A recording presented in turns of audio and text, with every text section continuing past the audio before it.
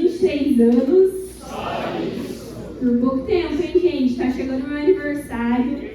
Dominguinho, aceito festa surpresa pré-grupo de oração, hein? Dia 27, marca aí na agenda. Mas, então, pra quem ainda não me conhece, eu participo aqui do grupo de oração do Fogo do Alto desde 2015. Esse ano faz um pouquinho de 9 anos que eu tô no grupo de oração. Faço faculdade, estou no último ano de medicina, se Deus quiser, um pouquinho mais de 30 dias estou formada. E hoje é uma alegria muito grande ao meu coração estar aqui partilhando com vocês, trazendo aquilo que Deus tem sonhado para o grupo de oração e aquilo que Deus ele deseja falar ao nosso coração hoje. Para a gente começar essa pregação, para a gente ver que muito além de uma experiência com Deus, de amizades e tudo mais, grupo de oração Fogo do Alto também é ciência, também é conhecimento, e eu vou provar para vocês. A gente vai começar falando hoje sobre um assunto que é sobre a migração das aves. Quem que entende disso? Tem algum biólogo entre nós? Se tiver, ferrou, né? Brincadeira. Mas eu vou ensinar um pouquinho mais sobre isso para estar falando com vocês, só para vocês entenderem. Existem alguns tipos de aves que em certo período do ano, em certo tempo, elas migram para outra região para que elas consigam se alimentar, se reproduzir e, enfim, cumprir o seu ciclo biológico.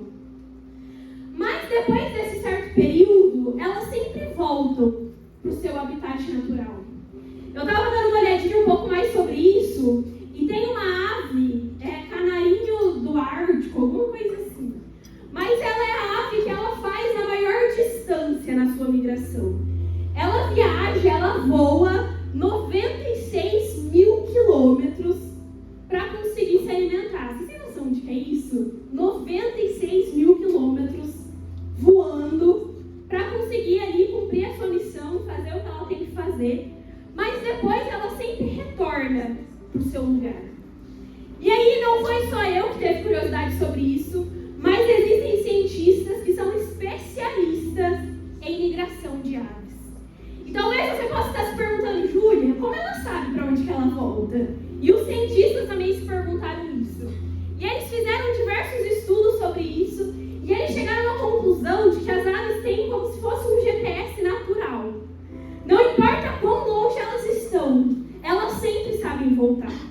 E eles fizeram um estudo com aves novas, assim, que nunca fizeram esse processo de migração, e colocaram elas sozinhas para fazer.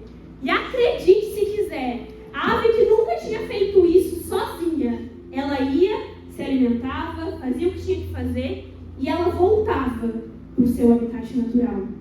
E aí você pode se perguntar, tá, mas o que Deus quer falar com isso? O que Deus quer falar ao meu e ao seu coração em relação a isso? A migração das aves que vai, mas que sabem para onde voltar. A gente vai começar primeiro contextualizando a vida dos apóstolos.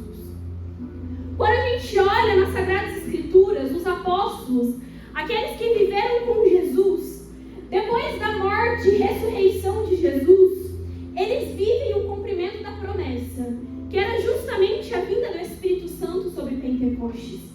E depois de Pentecostes, os apóstolos eles saem para evangelizar.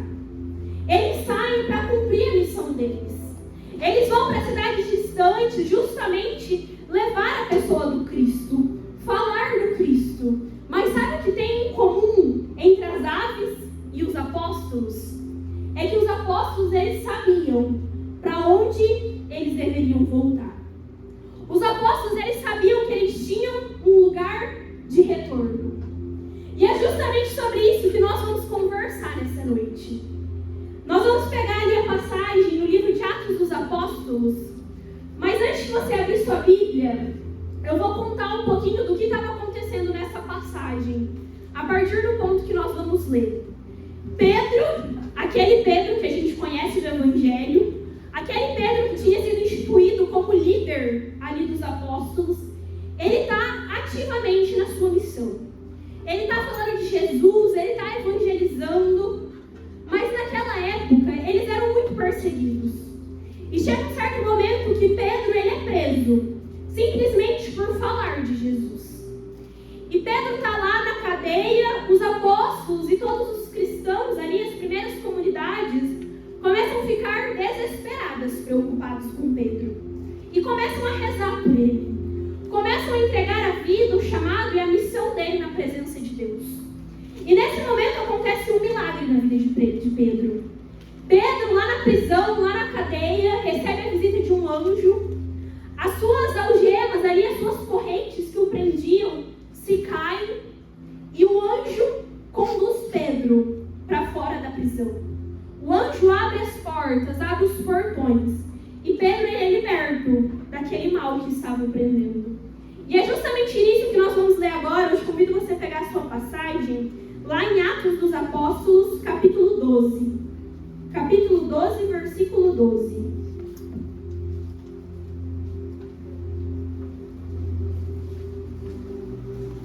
Atos 12, 12.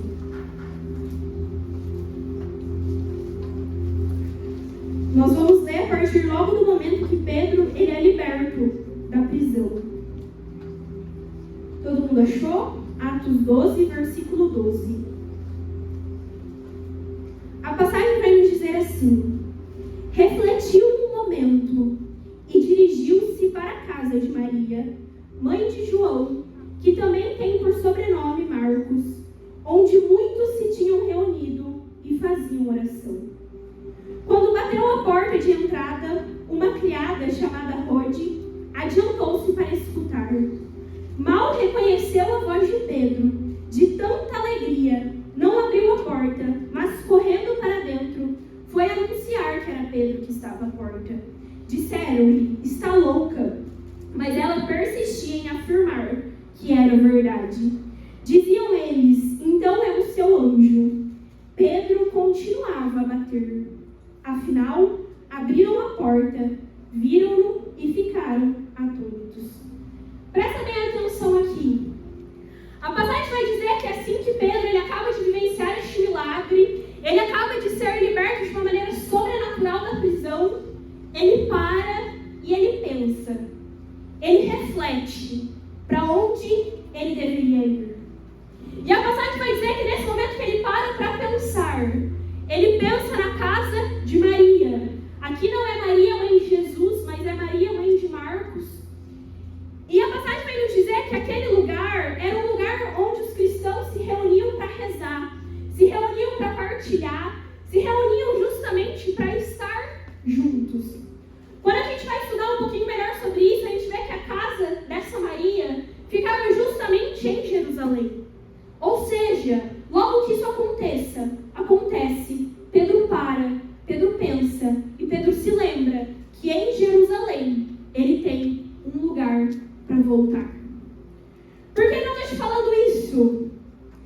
Quando a gente fala de grupo de oração Fogo do Alto, talvez você não saiba, mas eu estou aqui para te falar nessa noite. Grupo de oração Fogo do Alto é o nosso lugar de volta.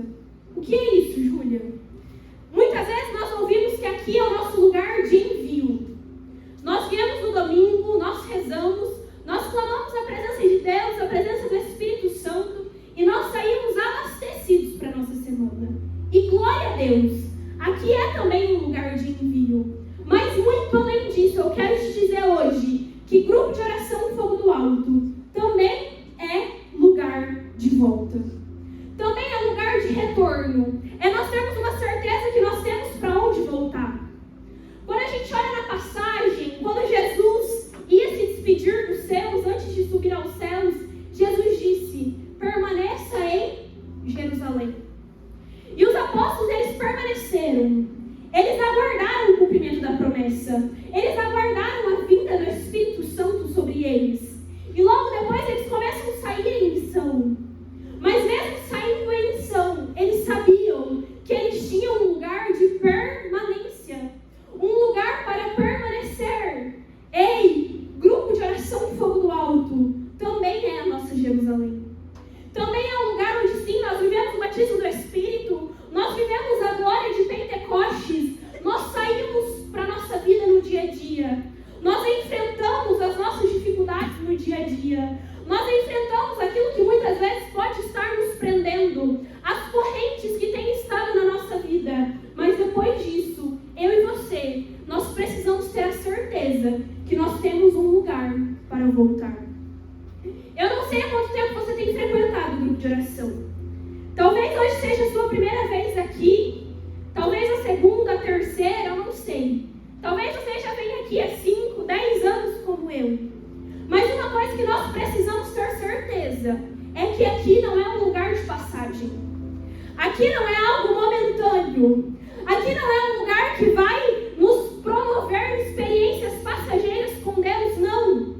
Aqui é lugar de envio, mas muito mais. É um lugar de volta.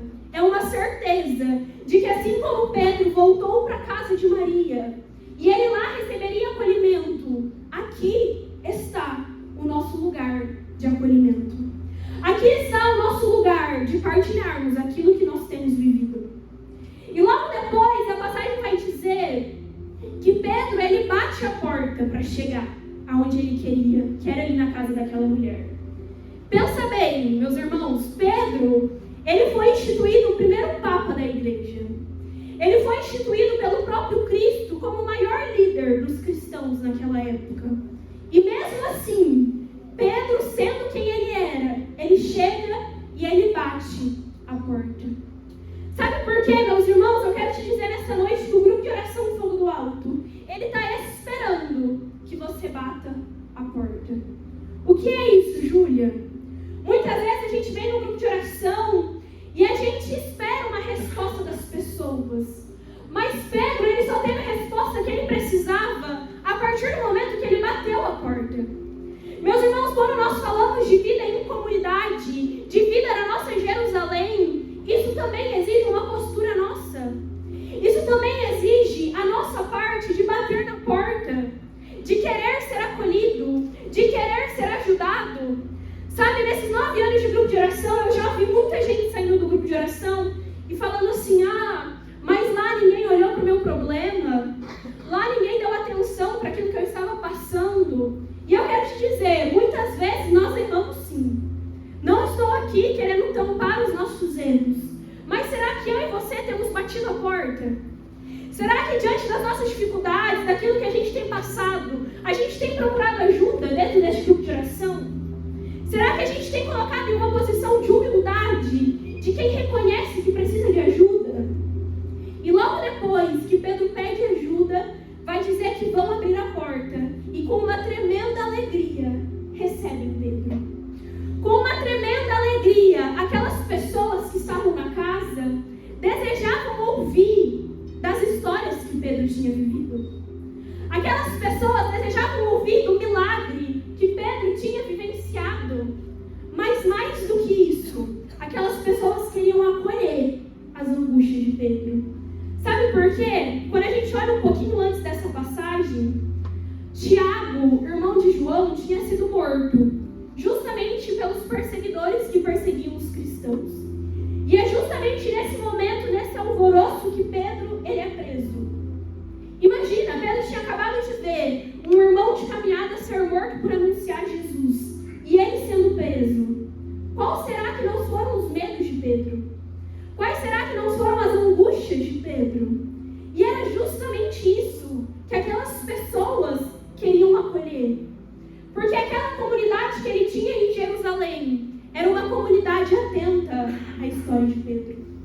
Era uma comunidade que não ficava indiferente diante da história dele. Eu quero te dizer, se você está aqui nesta noite, nós, enquanto grupo de oração Fogo do Alto, nós nos alegramos com a sua história. Nós não podemos ficar indiferente diante da sua história.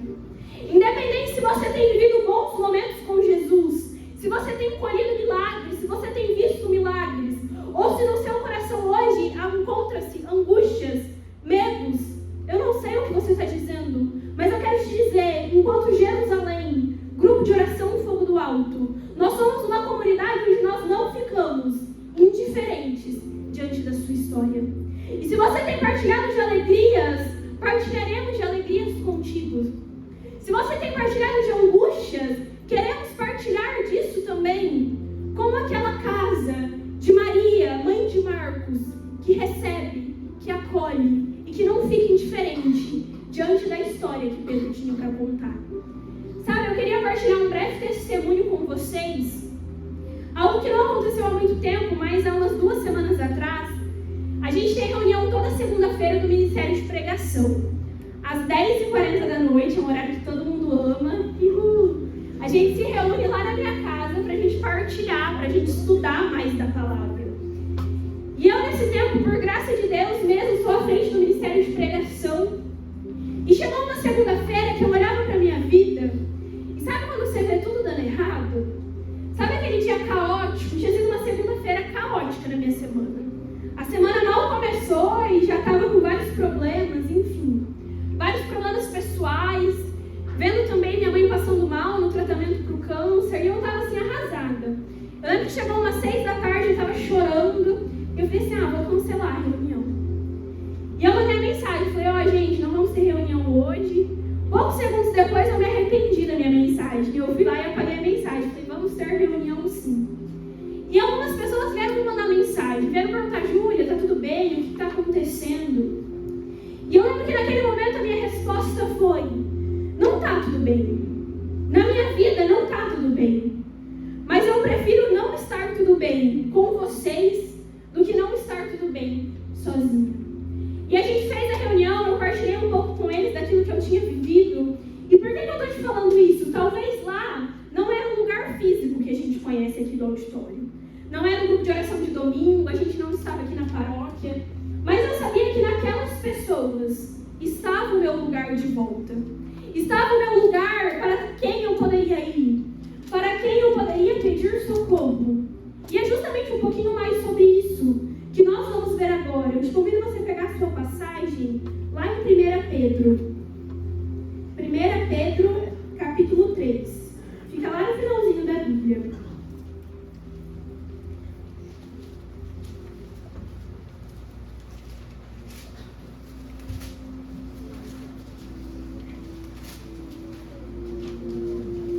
Pedro 3, a partir do versículo 8. Nós vamos ver aqui aquele mesmo Pedro que sabia que tinha uma comunidade em Jerusalém, que sabia que tinha para onde voltar. Ele vai justamente descrever as características de uma comunidade. E eu te convido você a olhar aí na sua passagem, ela vai dizer justamente assim: finalmente, tende todos um só coração e uma só alma, sentimentos de amor fraterno, de misericórdia e de humildade. Não pagueis mal com mal, nem injúria com injúria. Ao contrário, abençoai, pois para isso que fostes chamados, para que sejais herdeiro da bênção. Lá no versículo 15.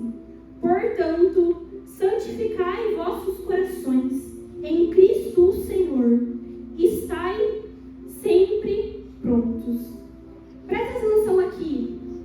Nessa passagem, Pedro ele vai descrever algumas características do que é comunidade, do que é aquela Jerusalém que ele tinha para onde voltar. A primeira coisa, ele vai dizer: tendes todos um só coração e uma só alma. Meus irmãos, essa expressão ela é usada algumas outras vezes na Bíblia. E quando a gente olha, tem de um só coração, uma só alma, você pode pensar, mas como assim? Eu tenho que ser a mesma pessoa que o meu irmão, eu tenho que gostar das mesmas coisas.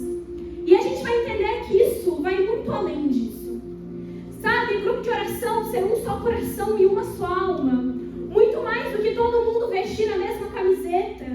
Muito mais do que todo mundo vir aqui igual para o grupo de oração. Quando nós falamos de um só coração e uma só alma, nós estamos falando da verdadeira união. E sabe o que isso quer dizer? Um só coração, um só sentimento, pessoas unidas que amam a Deus. Uma só alma, uma só busca da nossa alma, pessoas unidas que buscam a Deus. Sabe, aqui a gente não está falando de todo mundo concordar com a mesma opinião, de todo mundo gostar do mesmo gosto musical. Não é isso. Mas nós precisamos ter a certeza de que enquanto grupo de oração Fogo do Alto, nós amamos a Deus e nós buscamos a Deus. Isso é viver em um só coração, em uma só alma. Quando a gente olha lá no livro de Atos, que vai descrever como era a primeira comunidade cristã, vai dizer justamente isso. Era um só coração e uma só alma. Meus irmãos, os apóstolos, eles nos deixaram o exemplo. Eles nos deixaram o exemplo do que é ser um só coração e uma só alma.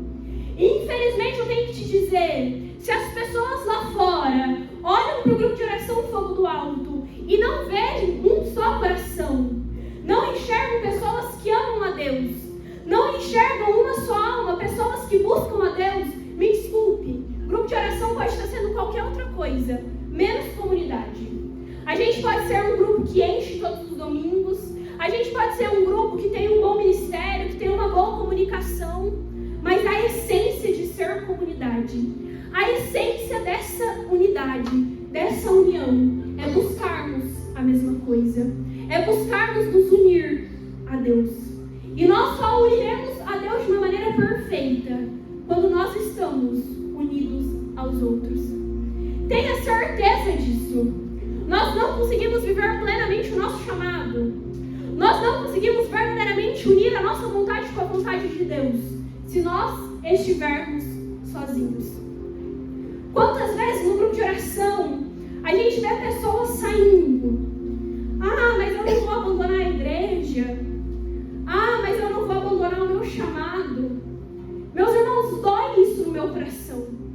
Mas isso é desculpa, porque sozinho ninguém consegue viver plenamente aquilo que Deus tem para a vida delas. Se o seu desejo é se unir a Deus, eu quero te dizer, um só coração, uma só alma, grupo de oração Fogo do Alto, Jerusalém, que busca isso. Logo depois a passagem vai nos dizer sobre amor fraterno, misericórdia e humildade. Meus irmãos, sabe o que é amor fraterno? É quando nós verdadeiramente colocamos o nosso único interesse na salvação do outro. E quando nós falamos de comunidade, nós temos que estar dispostos a amar de maneira fraterna e também sermos amados. Com misericórdia, sem apontar dedos, sem julgar o que o outro tem feito. Com humildade, reconhecendo que nós não somos superiores a ninguém, mas com um amor fraterno. Como quem tem responsabilidade na salvação do outro. Dá uma olhada para essa pessoa que está do seu lado. Talvez você conheça ela, talvez não. Mas eu quero te dizer, olha aqui para mim, presta bem atenção. Se nós nos amamos com amor fraterno, nós temos responsabilidade pela salvação dessa alma. Você tem responsabilidade na salvação da pessoa que está do seu lado. Nós, enquanto grupo de oração Fogo do Alto, temos responsabilidade na salvação das pessoas que aqui estão. Você, servo do grupo de oração, tem responsabilidade na salvação dessas almas. Para a gente já ir finalizando, eu queria partilhar assim um pouco de como foi a minha história no grupo de oração. Como eu falei, eu já participo aqui desde 2015, eu tinha aí uns 15 anos quando eu comecei a participar. E eu lembro que eu estava um tempo frequentando o grupo de oração. E assim, eu ainda não era perseverante nem nada, mas eu já estava um tempo vindo no grupo de oração. E o grupo de oração sempre teve adoração, algum sábado do mês. Naquela época era o primeiro sábado do mês. E eu estava vindo todo mês. E chegou um sábado que eu tinha duas escolhas para fazer. Ou eu ia na adoração do grupo de oração, ou eu ia em um aniversário. E eu sabia que esse aniversário era um lugar onde eu não deveria ir, fazer coisas onde eu não deveria fazer. E, por incrível que pareça, eu escolhi justamente esse caminho onde eu não deveria estar. E eu lembro que eu fui lá, enfim, postei fotinha no Instagram, e no outro dia apareci aqui no grupo de oração.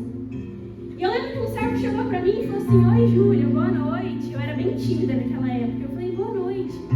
E ele falou assim: você não veio na adoração ontem, né? Eu falei: não vim, tinha um aniversário. E ele viu aqui aquilo que eu tinha postado no Instagram, enfim. E ele olhou no fundo dos meus olhos e ele falou assim, a gente pode conversar um pouquinho? Eu falei, podemos. Fui lá, conversei com ele. E ele muito claramente falou assim, Júlia, você sabe que você não está em um lugar onde você deveria estar. Você sabe que aquilo que Deus tem para a sua vida é muito mais do que isso. E meus irmãos, eu posso falar para vocês, na hora eu senti vergonha? Senti. Na hora eu fiquei constrangida? Fiquei. Mas eu sabia que ali tinha uma correção fraterna. Eu sabia que ali tinha alguém que não estava simplesmente falando de mim, fazendo fofoca de mim, apontando os meus erros, mas tinha alguém preocupada com a salvação da minha alma. Logo um tempo depois, entrei na Perseverança, entrei no serviço público de oração. Em 2018, eu estava fazendo um cursinho. E eu lembro que naquela época eu era muito cobrada assim, pelos meus pais, do tempo que eu gastava com os estudos, enfim. E eu lembro que chegou um tempo que minha mãe começou a falar assim, nossa, Júlia, mas você vai tanto no grupo de oração? Será que esse tempo que você vai no grupo de oração você não podia estar estudando? E eu comecei a pensar nisso. E eu lembro que eu cheguei um dia, mais uma vez, para um servo aqui do grupo de oração, ele era a liderança do grupo. E eu falei, olha, eu acho que eu estou pensando em sair do serviço. Ele falou assim, como assim? E eu falei, meu sonho é passar em medicina, eu tenho que estudar mais, eu preciso gastar mais para isso.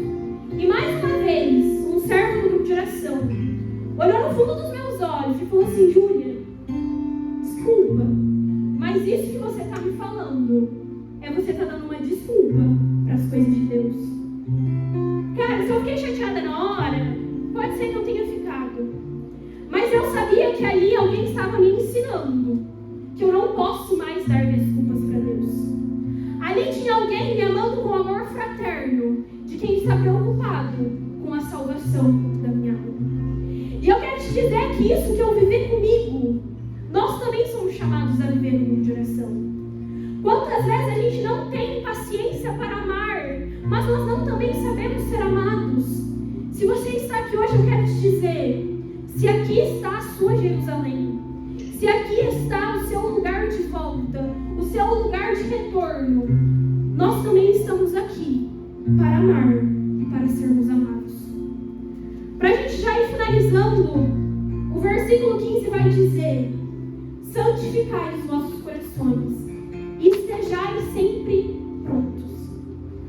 Presta atenção nisso. Alguns grupos, alguns domingos atrás, nós ouvimos aqui falar sobre o amor de Deus, que nós somos amados por Deus. Nós ouvimos falar que muitas vezes o nosso pecado nos afasta de Deus, mas existe um Jesus Salvador que nos resgata. Nós ouvimos falar sobre fé, sobre conversão, sobre mudança de vida. Domingo passado, nós ouvimos falar que basta nós pedirmos que o Espírito Santo é derramado sobre nós. Hoje eu vim aqui falar que você tem uma Jerusalém, que você tem um lugar de pertencimento. Mas, meus irmãos, isso de nada adianta se o desejo de vida nova não brotar em nosso coração. Se o desejo de santidade não brotar no nosso coração. Se nós não vivermos como quem está pronto para receber Jesus, pronto para dizer sim para Jesus, se nós continuarmos com costumes velhos, com o jeito velho de nos portarmos, de nada adianta a gente estar aqui todo domingo. E isso é mais importante. Se você deseja uma vida nova, se você deseja algo novo da parte de Deus, mas algo novo das suas atitudes, nós estamos aqui para, enquanto o grupo de oração Fogo do Alto, buscarmos um só coração, uma só alma, amarmos a Deus e nos unirmos a Ele. E diante disso eu quero te convidar que você possa fechar os seus olhos e que você possa trazer no seu coração agora qual foi a primeira vez que você veio ao grupo de oração.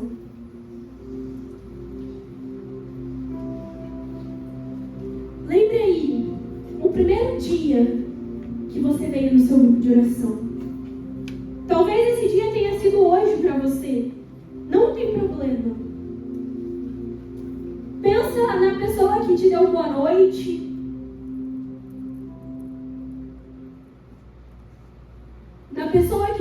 primeiro a paz de Jesus?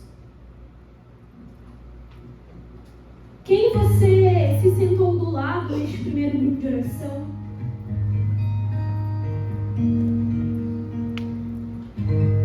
E vai pensando todos os momentos que você já viveu com este grupo de oração. Cada momento de oração aqui aos domingos,